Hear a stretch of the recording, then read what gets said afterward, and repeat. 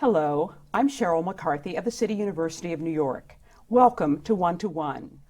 Each week, we address issues of timely and timeless concern with newsmakers and the journalists who report on them, with artists, scientists, educators, social scientists, and government leaders. We meet each one to one. I'm delighted to welcome the writer and teacher Francine Prose to the program.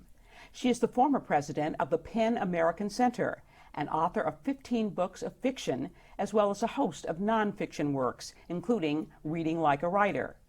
Her latest book takes on a classic, which has been a bestseller for more than 50 years, but is also one of the country's most banned books. Anne Frank, The Book, The Life, The Afterlife, has just been published by HarperCollins. She helps us see the diary with new eyes, and we can reappreciate this young girl's zest for life and her extraordinary talent. Welcome. Thank you.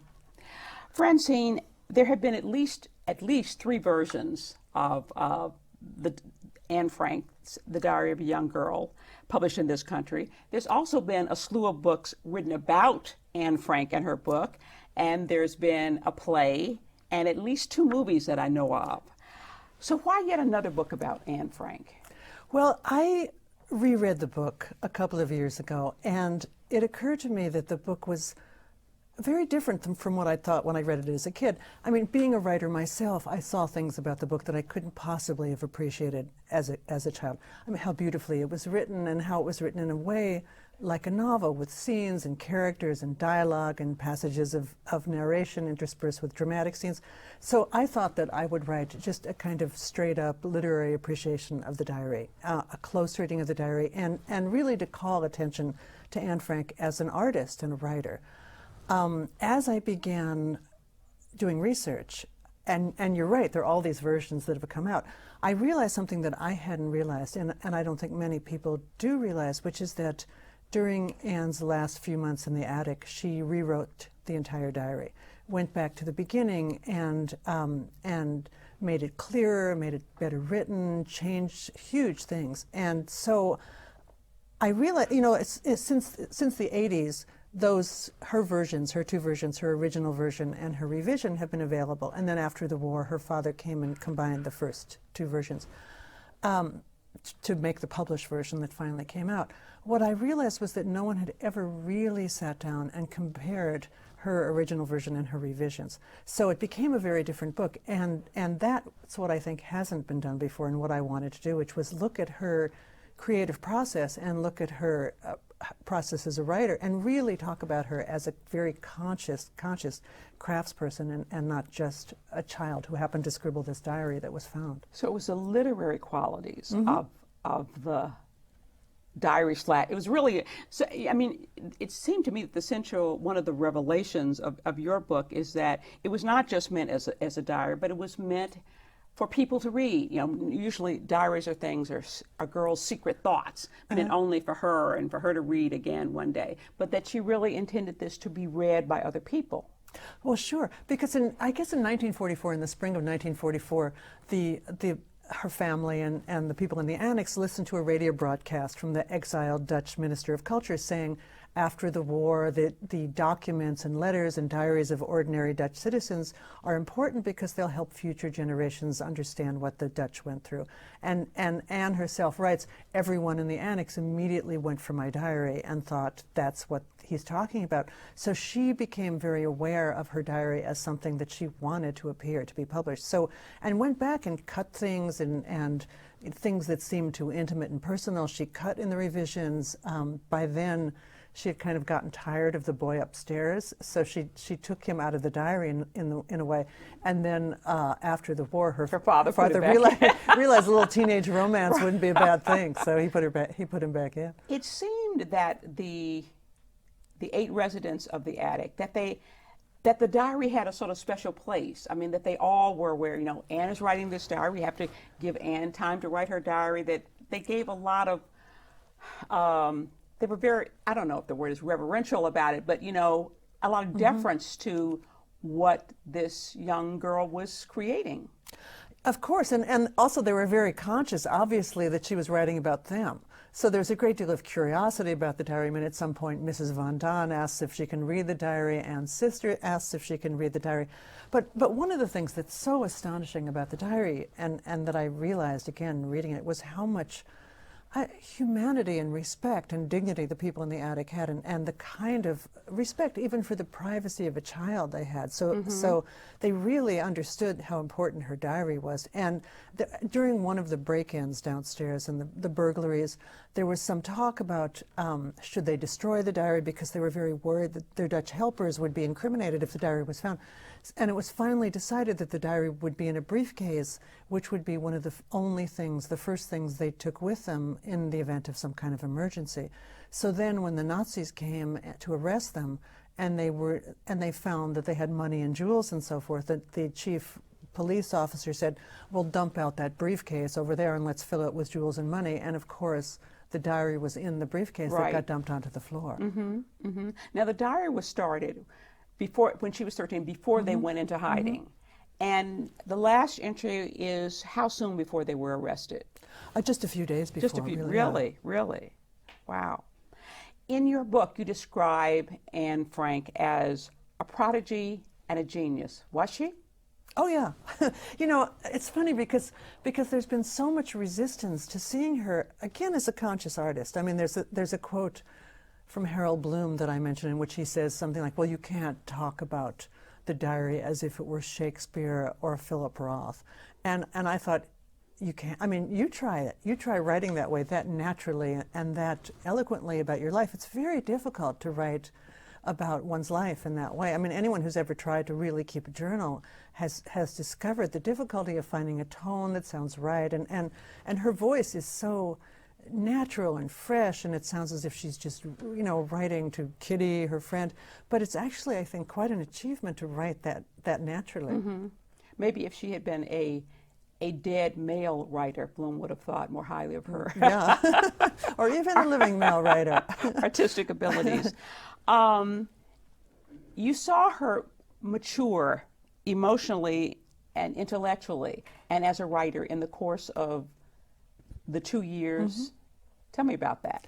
Well, you know, one thing that occurred to me was that if people had ever taken the diary seriously, or her seriously as a writer, they would have noticed that the tone of the diary, I mean, even though you can watch her grow up and mature and grow more meditative and thoughtful and reflective during those 2 years, the tone of the diary, the published diary, that is, stays pretty much the same. I mean, that is, you know, the how articulate it is, how eloquent and so forth, it's pretty much the same from the beginning to the end.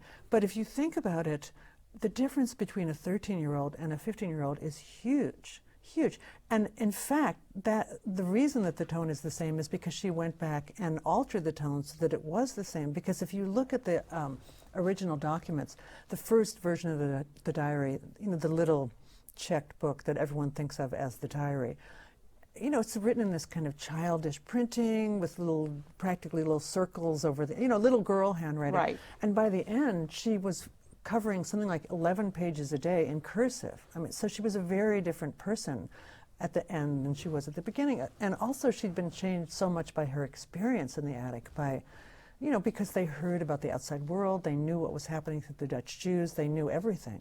So and all that was very painful, and she was, you know, the process of maturation was compressed and speeded up in her case. I know you went to the attic, which is now a museum, and I visited as well. One thing that struck me was that, I mean, I gathered they were able to look up through the ceiling window, and I don't know if they were able to peep out the windows, but it occurred to me, you know, it's on this, the office is on this beautiful street, and it occurred to me that if one could look out the windows or peep out the windows and see the seasons change and see people going about their ordinary lives and baby strollers being pushed down the street or people biking by, that it must have been awfully hard to be a prisoner in that place and see ordinary life going on around you.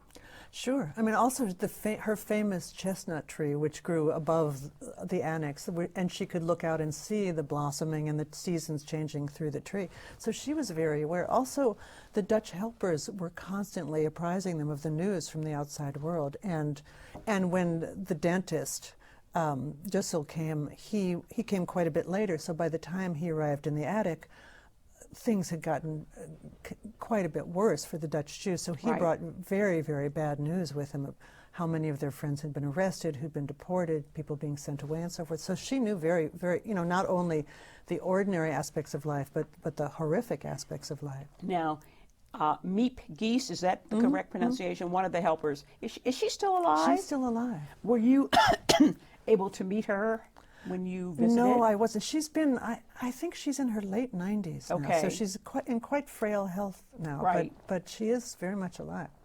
How did she and her husband, who were two of the helpers, there were 4 helpers, correct? How did she and her husband avoid getting arrested?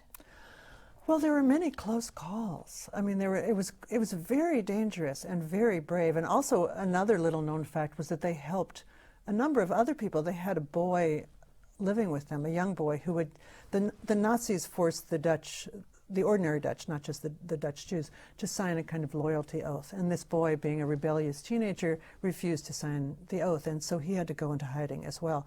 And he was a kind of a very bad house guest during this time because he was a kid and rebellious and unwilling to stay in hiding, and he would go out. So they were very, very active in the Dutch resistance, and in the Dutch resistance, they knew, how to get ration cards, how to get forged papers.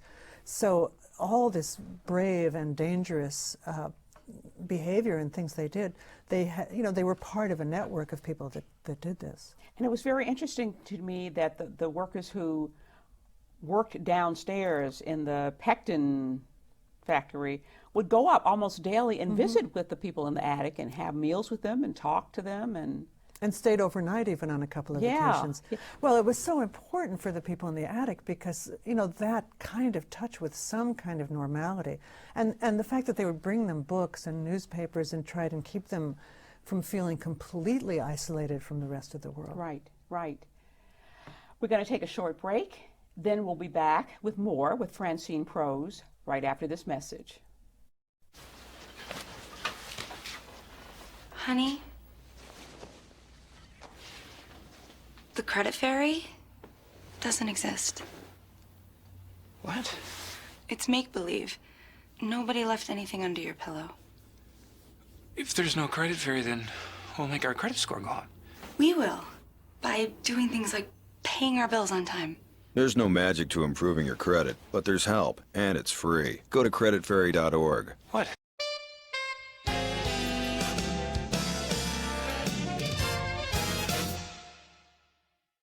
Welcome back to One to One. I'm Sheryl McCarthy of the City University of New York, and I'm talking with the writer Francine Prose. Her latest book, Anne Frank, The Book, the Life, the Afterlife, has just been published by HarperCollins. When I was asking about why Miep Gies and her husband didn't get arrested, I mean when the Gestapo came to arrest the people in the attic, why didn't they get taken? Two of the other helpers did. Miep's husband was not there at the time, and Miep herself narrowly escaped. For whatever reason, they didn't arrest either of the women, the female helpers. There was Bep was the other helper who was also not arrested. Perhaps they thought they weren't capable of having done the brave work that was required. Who knows? But also the policeman who arrested them, the main cop on duty, was Austrian, as was Miep. So when she began to speak to him, he recognized that she had an Austrian accent, as did he, and they, he somehow found this sympathetic, and he gave her a kind of warning, saying, watch yourself, and then left her there. But at least one of the helpers died in a concentration camp, correct? No, they both were. One was liberated fairly quickly because he had severe health problems. And one was later, I think, managed to escape, actually. Okay, so all the helpers survived. Yeah, they survived. This is a trivial question. Do you have any idea how they managed to cook Up in the attic? They had a little kind of stove. I mean, they were, they didn't cook. There would be days when they would just be living on potato soup. But so much of that is in the diary. Their cooking routines and what they ate, and over the course of the 2 years, the 25 months. Their food supplies degenerated. Right. Because there were food shortages, and also the person who was several of the people who got them the illegal food coupons and so forth, and the butcher, I think, were arrested over. So when these people disappeared and were no longer able to help, there were drastic declines in their time. They were really, really hungry. So they were eating, potato soup and rotten kale and so forth. And Anne complains bitterly in the diary.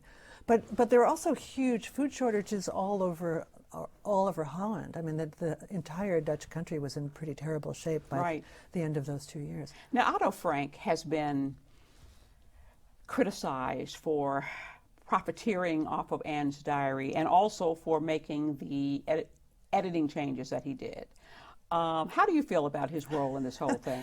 You know what? He was a great editor. He was actually a great editor because, as I said, when you compare the first and the second draft and then the third version, which he put together, his choices were actually terrific. What he put in, what he left out, he was really extraordinary. I mean, there were other editors who worked on it all along, but he did the kind of first cut of the manuscript and the first. So he did a good job of melding. Oh yeah, he did a marvelous job. And in fact, because people have been so inattentive to what actually happened and to the real history of the manuscript, he was criticized for censoring and Baudelarizing the diary.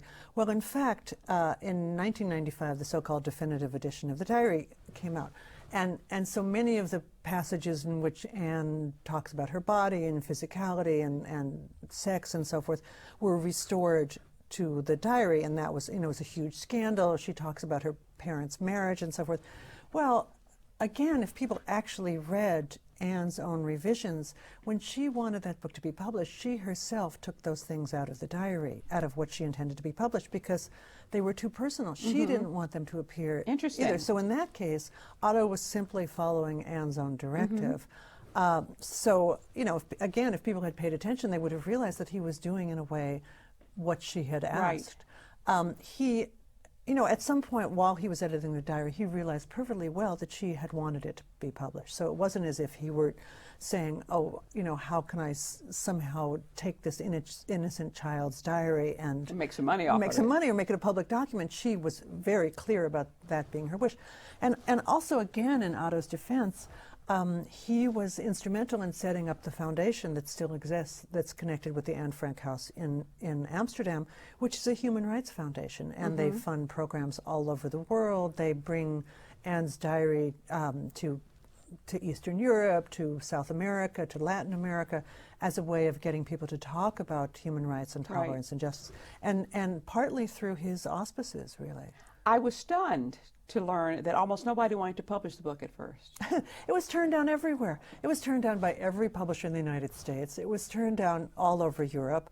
And they said things like, too domestic, too boring, too Jewish, plus no one wants to hear about the war. It had been over for 2 years. People want to forget about it.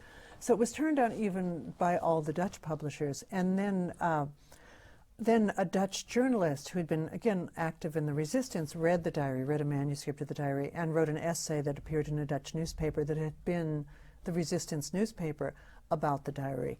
And once that essay appeared, a Dutch publisher suddenly became interested in publishing the diary, who asked for certain cuts and so forth, but nonetheless it came out in Holland. Then it came out in Germany. They still couldn't find an American publisher. And there's this kind of great story that Judith Jones, the legendary editor who went on to become the editor of Julia Child, among other writers, was working in Paris for Doubleday. And she was working late one afternoon, and she found the manuscript of the diary or I guess maybe it had been published in France. Or she found an edition of the diary in the reject pile that her editor had left, and read it and stayed.